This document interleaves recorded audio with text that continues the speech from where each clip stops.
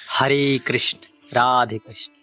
आप सभी एकादशी के व्रत को करने वाले सभी भगवत जन, विद्वत जन, सभी भगवत प्रेमियों को एकादशी की ढेर सारी शुभकामनाएं।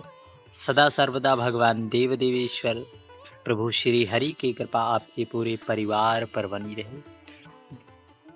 आइए आज बड़े प्रसन्नचित भाव से इस श्रावण मास के शुक्ल पक्ष की पुत्रदा एकादशी के व्रत की कथा को बड़े प्रसन्नचित भाव से श्रद्धा विश्वास रखकर भगवान के चरणों में प्रीति रखते हुए आज इस पुत्रदा एकादशी के व्रत की कथा को बड़े प्रसन्न भाव से श्रवण करते हैं।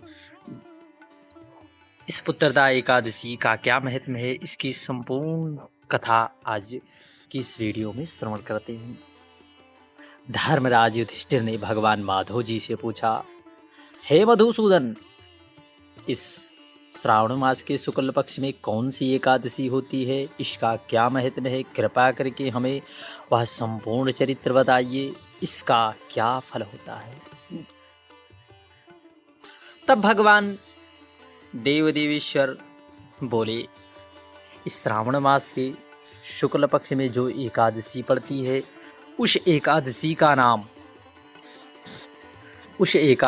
नाम पुत्रदा एकादशी है।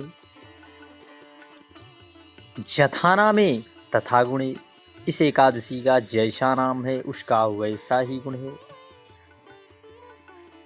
एकादशी व्रत कथा के महत्व के अनुसार द्वापर युग के प्रारंभ में महिष्मत नाम की एक बड़ी प्यारी नगरी थी जिसके राजा महीजित थे। राजा अपना राज्य का संचालन बड़े ही निष्ठा भाव से किया करते थे, संपूर्ण प्रजा का पालन पुत्रवत किया करते थे, परंतु उनके मन में एक ही प्रकार का कष्ट था, उनकी कोई संतान नहीं थी तथा उनका यह भी मानना था कि जिसके संतान ना हो उसके लिए यह लोक परलोक दोनों ही दुखदायक होते हैं। पुत्र सुख की प्राप्ति के लिए राजा ने अनेक उपाय किए, लेकिन फिर भी उन्हें पुत्र प्राप्ति नहीं हुई। तब एक दिन राजा ने प्रजा के प्रतिनिधियों को बुलवाया, अर्थात संपूर्ण प्रजाजनों को बुलवाया। हे प्रजाजनों, मैं बड़ा पापी हूँ, मैंने कौन सा पाप किया है? ना ही मैंने खजाने में कोई अन्यायपूर्वक जीत कर धन लाया हूँ, ना कि मैं धर्मपूर्वक ही धन जीत कर लाया हूँ। जो धर्म से कमाया हुआ धन है वही खजाने में है, और ना ही मैंने कभी देवताओं तथा ब्राह्मणों का धन छीना है, ना मैंने किसी के धरोहर अपने नाम की है।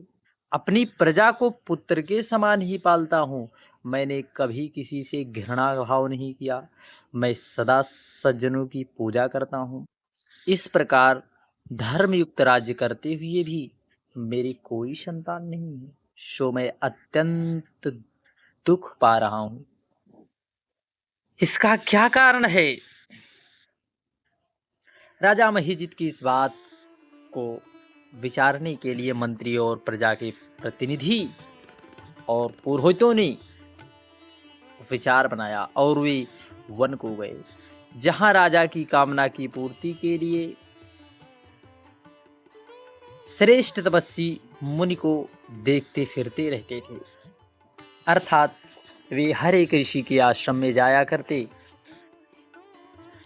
तो एक आश्रम में उन्होंने धर्म के ज्ञाता, बड़े तपस्वी, सनातन धर्म के गूढ़ तत्वों को जानने वाले, तीनों कालों को जानने वाले, समस्त शास्त्रों के ज्ञाता महात्मा लोमश मुनि को देखा।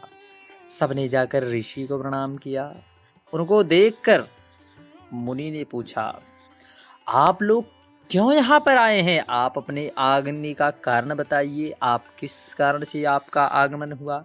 कृपा करके निसंदेह आप लोग बताइए, मैं आपके हित के लिए अवश्य संपूर्ण प्रयत्न करूंगा। मेरा जन्म केवल दूसरों के उपकार के लिए ही हुआ है, इसमें संदेह मत करो। तब ब्रह्म ऋषि लोमस जी के ऐसे वचन सुनकर सब लोग बोले, हे महर्षि, हमारे महाराज महीजित प्रजा का पुत्र के समान पालन करते हैं, फिर भी वह पुत्रहीन होने के कारण बड़े दुखी रहते हैं। उन लोगों ने आगे कहा कि हम लोग उन्हीं की प्रजा हैं, आप कृपा करके राजा के पुत्र होने का उपाय बतलाइए। थोड़ी देर शांत रहने के बाद प्रजा की बातें सुनकर ऋषि ने थोड़ी देर के लिए नेत्र बंद किया, क्योंकि वे तीनों कालों को जानने वाले थे। ऋषि ने राजा के पूर्व जन्म का संपूर्ण वृतांत जानकर कहने लगे, यह राजा पूर्व में बड़ा ही निर्धन वैश्य था। निर्धन होने की वजह से इसने कई बुरे कर्म किए हैं। यह एक गांव से दूसरे गांव व्यापार किया करता था। एक समय ज्येष्ठ मास के शुक्ल पक्ष की द्वादशी के दिन माध्याह्न के समय वे भूखा प्यासा जलाशय पर पानी पीने गया, तो उसी क्षण तुरंत एक ब्याई हुई प्यासी गाय जल पी रही थी। राजा उस प्यासी गाय को हटाकर स्वयं जल पीने लगा। इसी वजह से राजा को यह दुख सहना पड़ा। एकादशी के दिन भूखा रहने से वह इस जन्म में राजा हुआ, और प्यासी गाय को जल पीते हुए हटाने के कारण उसे इस जन्म में पुत्र का वियोग सहना पड़ा, पुत्र का दुख सहना पड़ा। ऐसा सुनकर सब लोग कहने लगे, हे महर्षि, आप तो राजा का यह पाप नष्ट हो जाए, आप ऐसा कोई उपाय बताइए। तब लोमस मुनि कहने लगे, श्रावण मास के शुक्ल पक्ष की एकादशी, जिसे पुत्रदा के नाम से कहते हैं, अगर तुम सब लोग व्रत करो, रात्रि को जागरण करो, तो इससे राजा का यह पाप नष्ट हो जाएगा, साथ ही राजा को पुत्र की प्राप्ति होगी। ऋषि के कहे अनुसार वे सब अपने नगर को आए और वे श्रावण मास के शुक्ल पक्ष में पड़ने वाली एकादशी का व्रत सभी प्रजाजनों ने किया और रात्रि के समय जागरण किया। इसके पश्चात द्वादशी के दिन इसके पुण्य का फल सभी ने राजा को प्रदान किया। उस पुण्य के प्रभाव से रानी ने गर्भ धारण किया और 9 महीने बाद उन्हें एक बड़ा तेजस्वी पुत्र प्राप्त हुआ। इसलिए हे राजन, इस श्रावण शुक्ल पक्ष एकादशी का नाम पुत्रदा एकादशी पड़ा। अतः यह व्रत संतान सुख की इच्छा रखने वाले के लिए सबसे खास माना जाता है। कहते हैं इसके महत्व को सुनने से मनुष्य के सभी पाप नष्ट हो जाते हैं। इस लोक में सुख भोग कर अंत में परलोक में भी सुख को भोगता है। हरे कृष्ण।